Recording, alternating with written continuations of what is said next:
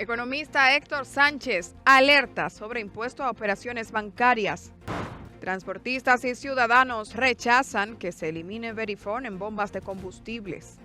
Presidente de Justicia defiende nuevo Código Penal. Diputados pro vida defienden el Código Penal ante recurso. Rafael Barón Duluc defiende cárcel por difamación e injuria.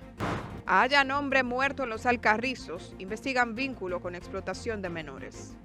Comunitarios de Pedro Brán inician lucha contra relleno sanitario. Zarpan hacia Venezuela toneladas de ayuda humanitaria recolectadas en República Dominicana.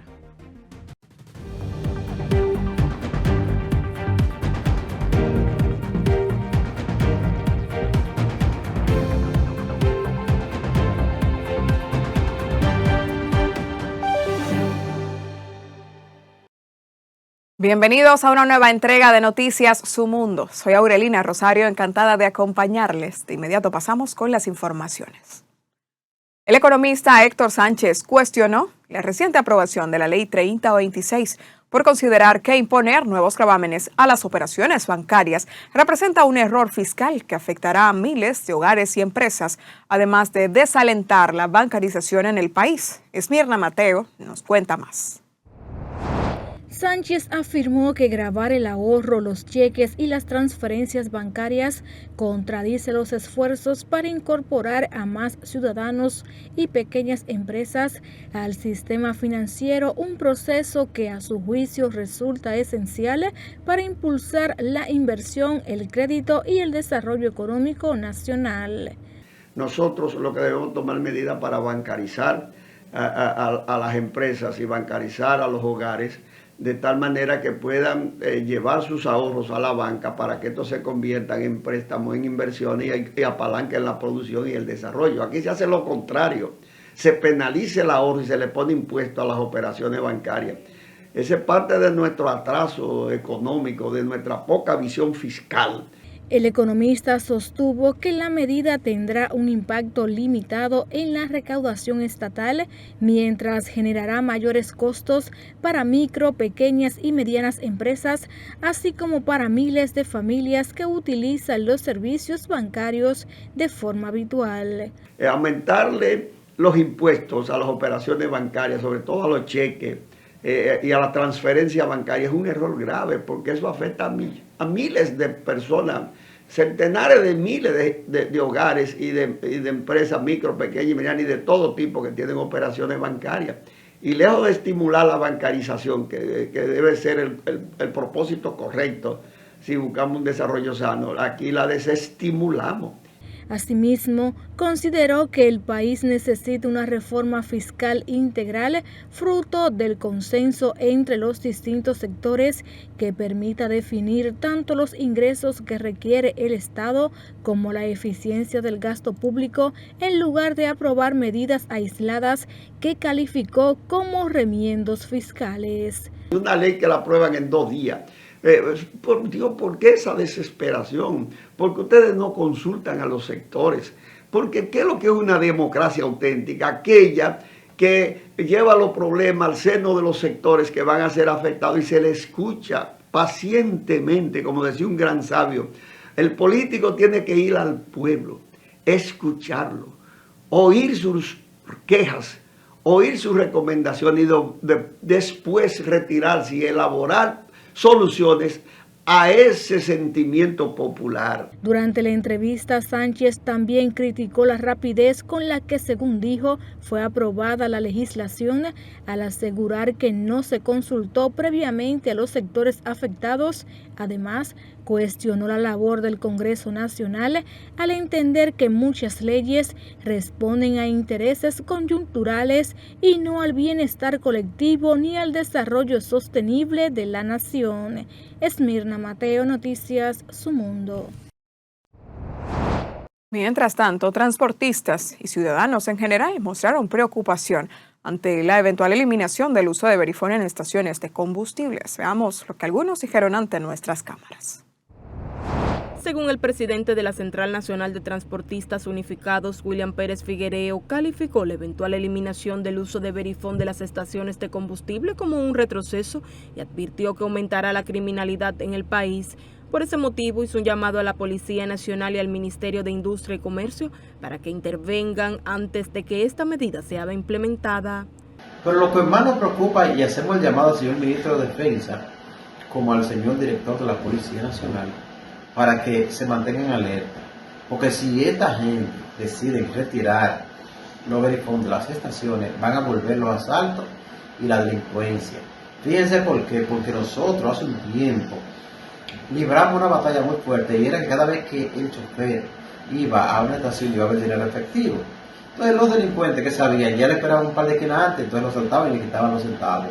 En algunas ocasiones salvaron la vida, en otras la vida se perdió, no pudimos salvarla. Pero es una situación muy difícil. Según otros transportistas, consideraron que esta imposición representa una evasión fiscal ante el plan de crisis desplegados por el gobierno. Así lo asegura el presidente de la Federación Nacional de Trabajadores del Transporte Social Cristiano, Mario Díaz. No se justifica que ellos pretendan evadir de una manera terrorista un impuesto que se ha establecido ya. Es una evasión terrorista fiscal al Estado que debe ser sancionada. El gobierno tiene que militarizar las estaciones de combustible. Si se produce, si se materializa esa amenaza de ello prohibir el pago con tarjeta por Verifone. ¿Por qué? Porque la sociedad dominicana, los pobres, se manejan sus ahorros con el pago electrónico, con tarjeta. Entonces el caos que se originaría sería demasiado devastador. Las críticas también han surgido por parte de la ciudadanía, quienes expresaron su malestar por el poco uso del efectivo. Yo tengo tarjeta, no le voy a meter un chele. Un centavo no se lo pongo porque yo no le voy a dar un centavo de impuesto al Estado. Abusiva, abusiva. Además eso se va a caer, por default se va a caer, porque no es verdad que los bancos van a aceptar eso. Y aquí el poder, ustedes saben quiénes son. Hay algunos conductores que le complicaría porque mucha gente hacen servicio privado y le pagan quincenal y mensual y algunas veces se lo hacen por transferencia. ¿A quién le van a rebajar ese deducible? A todos la complica. A mí no, yo siempre compro gas en efectivo. Yo no uso tarjeta. Bueno, es que la usa la tarjeta, tiene que se la complican. Yo no la uso. Ellos no quieren pagar impuestos, que hay demasiados impuestos. Entonces los empresarios se ven obligados a no pagar tanto impuestos porque ellos tienen que pagar a muchos empleados. Se recuerda que estas declaraciones surgieron luego de que el presidente de la Asociación Nacional de Detallistas de Gasolina, Nadegas, Juan Elías Pérez, denunciara que la banca les cobra un 27% y por cada galón les cobran 7 pesos. Eva Santana, Noticias Un Mundo. Más temprano, la advertencia que hiciera la Asociación Nacional de Detallistas de Gasolina de retirar los verifones en las estaciones de combustibles por altas comisiones bancarias generó preocupación, sobre todo en la Cámara de Diputados, donde legisladores de oposición y hasta del oficialismo pidieron evitar una medida que afectaría a miles de consumidores. Veamos. Desde la Fuerza del Pueblo, el diputado Félix Michel atribuyó el conflicto al incremento de las cargas económicas que a su juicio enfrentan distintos sectores tras la aprobación del plan anticrisis y las recientes modificaciones a la Ley de Residuos Sólidos. Eso es uno de los resultados de tanto apretar la tuerca por parte del gobierno, o sea, reforma fiscal, Ley de Residuos Sólidos, más impuestos. La gente los sectores están apretados y entonces se refleja como una válvula de escape por todos los lados. Esa es o sea, un sector que es inimaginable que funcione sin Verifone, porque imagínate tú, efectivo, o sea, volviendo atrás, hace 30 años, eso es inimaginable. De su lado, el diputado PLDista Oscar Morel advirtió que la eliminación de los pagos con tarjetas perjudicaría a miles de familias que utilizan ese mecanismo para financiar gastos esenciales, incluyendo la compra de combustibles. La gente se ha visto en una situación últimamente por el tema de la crisis que está pasando en la República Dominicana de refinanciar muchas veces la deuda. La gente utiliza mucho el extracrédito, utiliza las tarjetas de crédito como un medio para poder paliar la crisis en la que está atravesando la población. En una situación, en un mensaje de esta naturaleza, entonces pone más en jaque a la población que a veces utiliza la tarjeta de crédito como un rejuego para el tema de combustible. Cada día el combustible está más caro. cada día la gente se siente más ahogada. Entonces imagínate, esto sería ya una situación mucho más difícil para la población y para la gente que vive el día a día en esa situación. Lo que pasa es que cuando un Estado no se orienta en torno a revisar estos tipos de aspectos y lo que se enfrasca es simple y llanamente en cobrar impuestos y más impuestos, sucede esto. Desde el oficialismo, los diputados exhortaron al gobierno a mediar entre Anadegas y las entidades financieras para evitar que la medida entre en vigencia, al considerar que también afectaría a empresas que pagan el combustible de sus operaciones mediante tarjetas. Eso es un problema porque el 98% de la gente no anda con cuarto efectivo, anda con su tarjetica y la pasa. Además, para las mismas instituciones del Estado que asignan combustible, ¿verdad?, a directores, a gente que se mueve en el país, es con tarjeta que pagan, porque a ti te lo depositan. Aquí mismo el combustible que nos dan es con una tarjeta.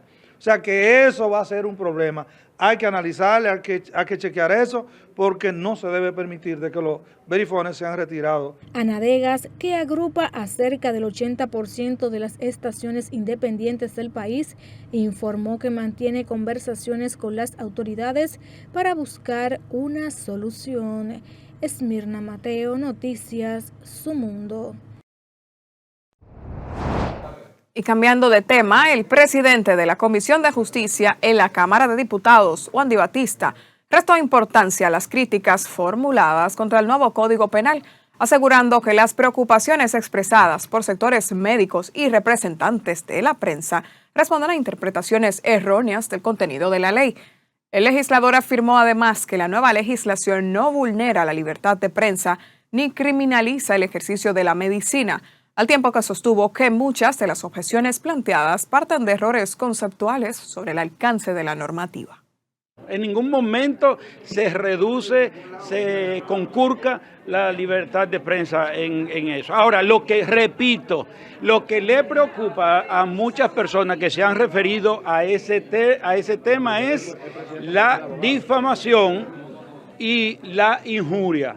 Y eso siempre ha estado prohibido y penalmente castigado en la República Dominicana. Batista también rechazó la propuesta de organizaciones de la sociedad civil y juristas que solicitan incluso aplazar la entrada en vigencia del Código Penal para introducir modificaciones. Siguiendo en el Congreso, diputados identificados con el movimiento Provida defendieron el contenido del nuevo Código Penal de cara a la acción directa de inconstitucionalidad presentada contra los artículos relacionados con el aborto, al considerar que el recurso pretende incorporar por vía judicial causales que fueron debatidas y hasta rechazadas por congresistas. Los legisladores afirmaron que la acción sometida ante el Tribunal Constitucional plantea un conflicto de alta relevancia institucional y sostuvieron que corresponde al Poder Legislativo definir el contenido de la normativa penal conforme a sus atribuciones constitucionales.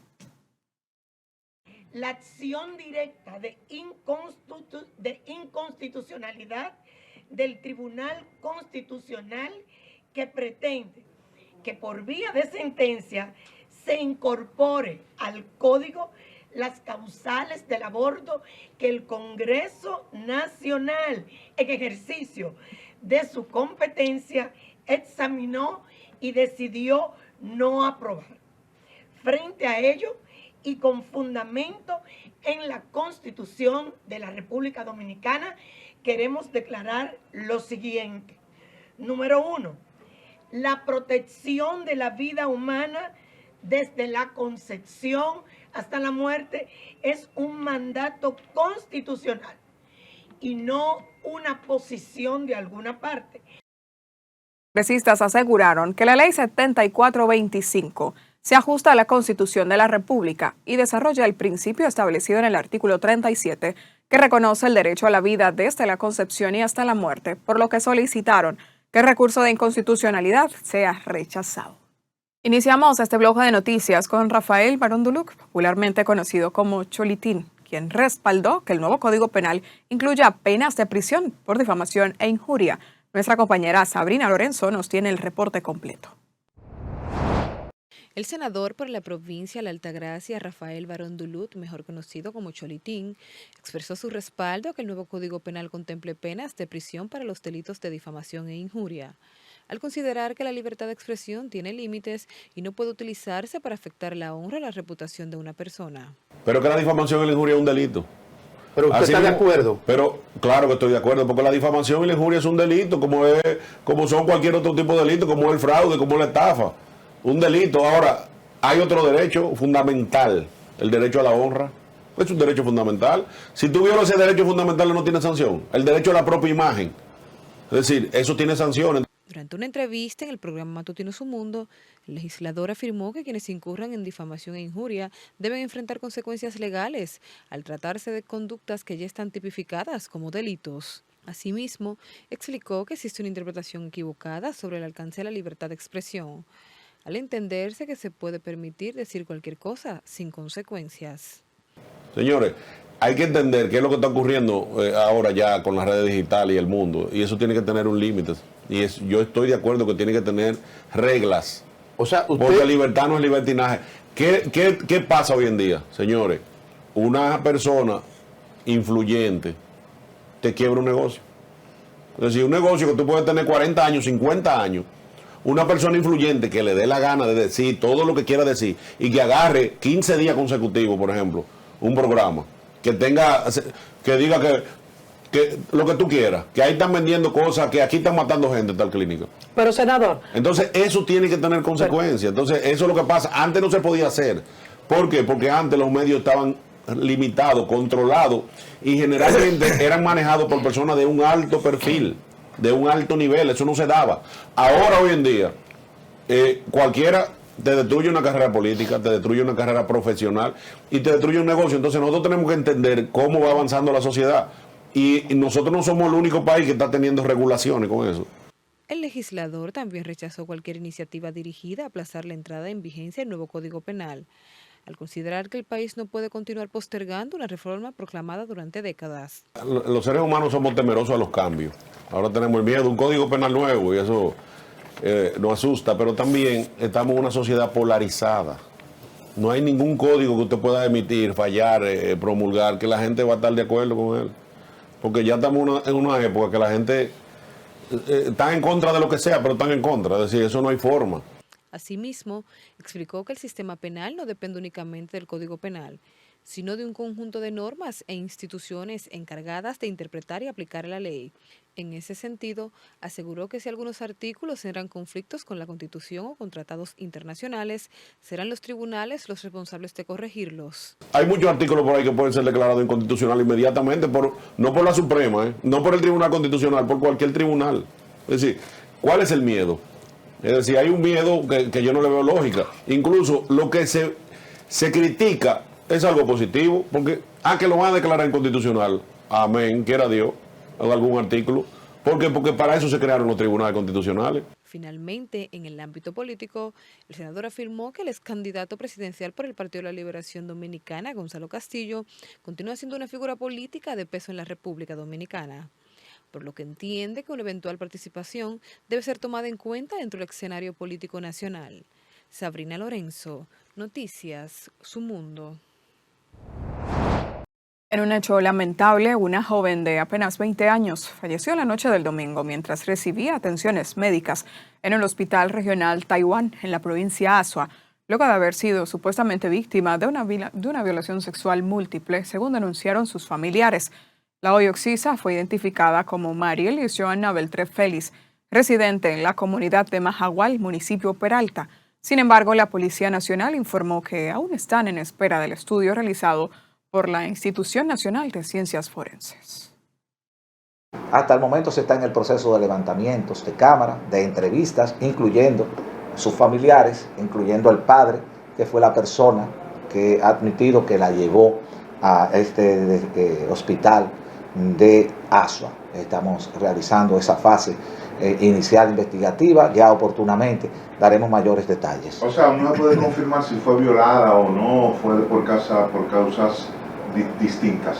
No podemos dar todavía causa de muerte porque, les reiteramos, estamos esperando el informe oficial de patología forense que hizo ya un levantamiento inicial, pero estamos esperando esa certificación que nos permita a nosotros pues dar ya de una manera científica causa de muerte. Que el cadáver fue trasladado a la comunidad natal de La Oxisa para la realización de los actos fúnebres pertinentes.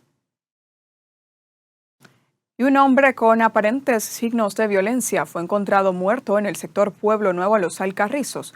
Su muerte ha causado conmoción y está siendo investigado por las autoridades. Eva Santana nos comparte la historia. Se trata de Antonio Reyes Plasencia, de 56 años de edad, el cual fue hallado muerto dentro de su residencia en el sector Pueblo Nuevo en Los Alcarrizos. Una persona que fue encontrada atada, ya patología, el INACID dará causa de muerte, pero evidentemente que hay signos de violencia, que la persona fue ultimada. Con relación a su muerte han surgido varias versiones que aseguran que presuntamente la muerte del occiso podría estar relacionada con la explotación sexual a menores de edad, los cuales hoy están siendo investigados por parte de la Policía Nacional. Hay menores de edad entre las personas entrevistadas, de hecho la mayoría. Varios están siendo entrevistados. No tengo una cantidad exacta, pero tú sabes que esto es una jurisdicción especializada, tenemos que tratarla con mucho cuidado. Y ya oportunamente le daremos más detalles del caso. Sí, han sido entrevistados y han aportado algunas informaciones que ya oportunamente ustedes podrán conocer si así lo estima el Ministerio Público.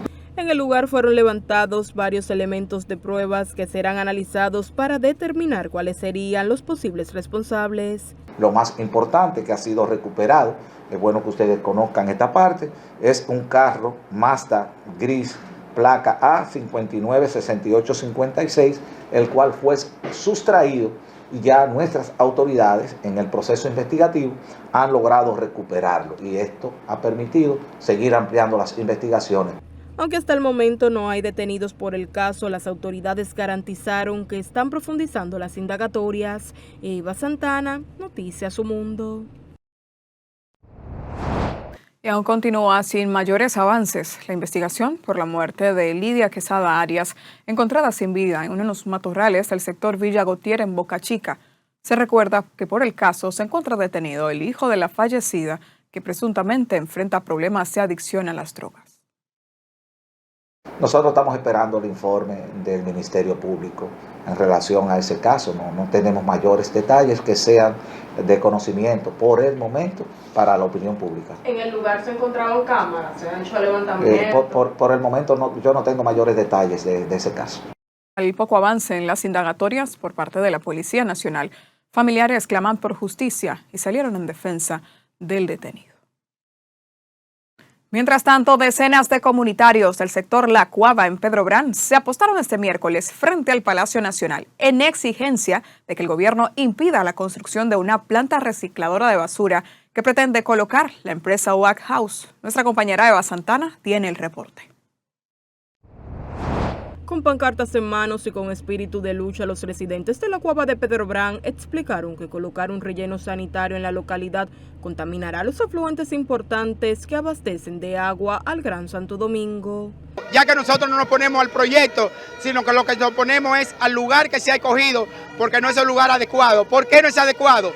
Porque estos son 1.500 tareas en principio y dentro de la misma nacen varias fuentes acuíferas, ya que es una zona hídrica y de alto nivel pluviático. Dentro de los terrenos está Arroyo Fermín, Arroyo La Pana, Arroyo Juruinela, pero esto empataría a Cabuya, Arroyo Laja, y todos estos arroyos a su vez van al río Matúa, el cual desemboca en el río Isabela. Es decir, que nosotros seríamos un gran contaminante del río Isabela si este proyecto se materializa. Esta conclusión se contrapone a los estudios medioambientales realizados presuntamente por el geólogo Osiris de León, el cual dio luz verde para que esta planta recicladora sea colocada, una postura criticada por el líder comunitario Fabio Correa.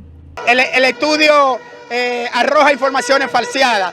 Lo primero que dice es que no se afectarían fuentes acuíferas y que en el lugar no hay ninguna fuente acuífera, por lo que ya eso desvirtúa lo que es el estudio, porque nosotros hemos podido mostrar de manera material de que ciertamente sí hay varios arroyos y porque es una fuente hídrica muy fuerte. El colectivo además cuestionó la inacción por parte del Ministerio de Medio Ambiente, institución que hasta el momento no se ha referido al respecto. ¿Qué ha hecho el ministro? El ministro no ha hecho nada. El ministro no nos ha querido recibir nunca, no ha dado la cara.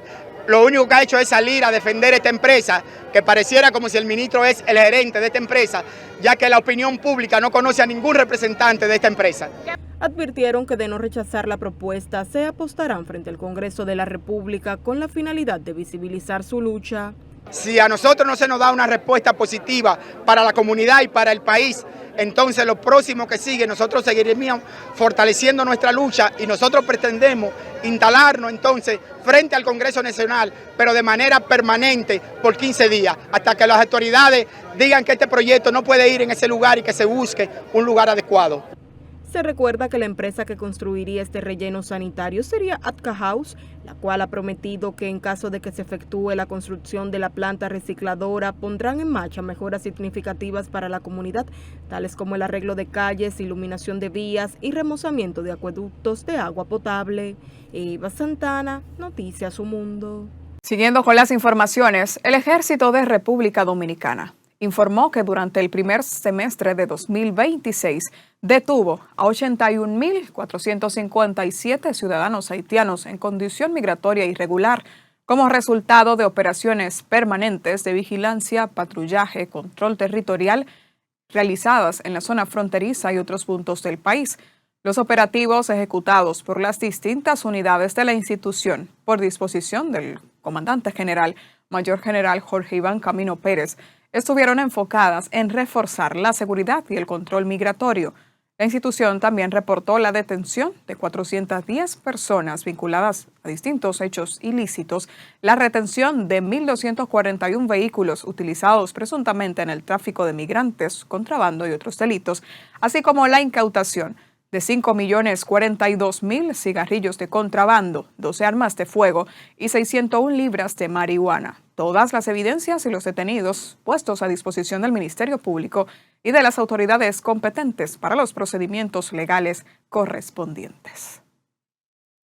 Y residentes del sector Villa Carolina, en Buenas Noches de Mano Guayao, municipio Santo Domingo Oeste, denunciaron la quema y destrucción de laptops y mini tablets que pertenecen al gobierno. En videos que circulan en redes sociales y que llegaron hasta nuestra sala de redacción, se observa cómo los dispositivos fueron tirados, quemados y destruidos en un área del sector. Según la denuncia de comunitarios, los equipos tecnológicos tenían como destino a los alumnos de una escuela de tanda extendida en la zona. La entrega de estas herramientas forma parte de los programas educativos del Ministerio de Educación para fortalecer el aprendizaje digital en centros públicos. La situación ha generado indignación entre padres, maestros y líderes comunitarios, quienes piden una investigación inmediata para identificar a los responsables, argumentando que se debe esclarecer cómo los equipos llegaron al sector, quiénes participaron en su destrucción y por qué no fueron entregados a la escuela correspondiente.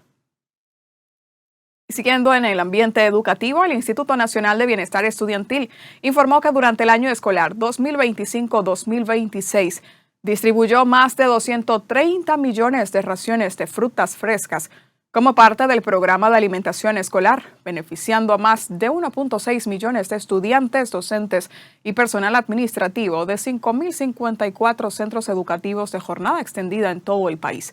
La información fue ofrecida en el marco del Día Internacional de las Frutas, celebrada este 1 de julio. El director ejecutivo del INAVIE, Adolfo Pérez, destacó que la inclusión de frutas en el menú escolar contribuye a una alimentación balanceada, fortalece el sistema inmunológico, favorece el crecimiento y promueve hábitos saludables desde edades tempranas. La institución reafirmó que esta iniciativa forma parte de su estrategia para garantizar una alimentación nutritiva y apoyar el desarrollo integral y el rendimiento académico de los estudiantes del sistema educativo público. En otra noticia, el director general del Centro de Desarrollo y Competitividad Industrial, Rafael Cruz Rodríguez, y el director general de la Asociación Española de Normalización en la República Dominicana, Ariel Espejo Combes, encabezaron la firma del Acuerdo Marco de Cooperación Interinstitucional entre ambas entidades con el propósito de desarrollar iniciativas conjuntas que impulsen la competitividad de las empresas manufactureras mediante la promoción de la calidad, la innovación, la sostenibilidad y la adopción de estándares internacionales. La alianza La alianza permitirá el diseño e implementación de programas de capacitación, asistencia técnica y fortalecimiento empresarial en áreas estratégicas como calidad, trazabilidad, sostenibilidad ambiental, cumplimiento regulatorio, gobernanza e innovación. Asimismo, busca promover la implementación de sistemas de gestión de la calidad alineados con normas nacionales e internacionales, contribuyendo así al desarrollo de un sector industrial más competitivo y preparado para responder a las exigencias de los mercados. Continuando con las noticias, el gobierno de la República Dominicana reafirmó su compromiso con la solidaridad internacional al enviar por vía marítima un importante cargamento de ayuda humanitaria destinado a las comunidades afectadas por el terremoto ocurrido en la República Bolivariana de Venezuela, como parte de la operación Quisqueya Solidaria 2026. La ayuda fue embarcada en el buque Kemarin 5, que zarpó desde el puerto Río Jaina con destino a Venezuela, transportando toneladas de ayuda humanitaria compuestas por alimentos no perecederos, productos de hidratación y medicamentos, con el propósito de cubrir la atención de las necesidades más urgentes de la población afectada.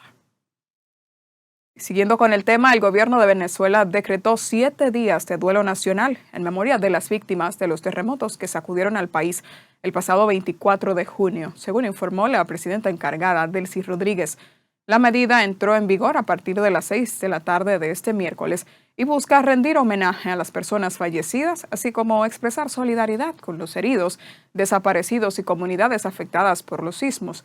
De acuerdo con el balance preliminar ofrecido por el presidente de la Asamblea Nacional, Jorge Rodríguez, la tragedia ha dejado 2.295 personas fallecidas y 11.267 personas heridas. Y con esta información finalizamos esta entrega de Noticias Su Mundo. Gracias por acompañarnos.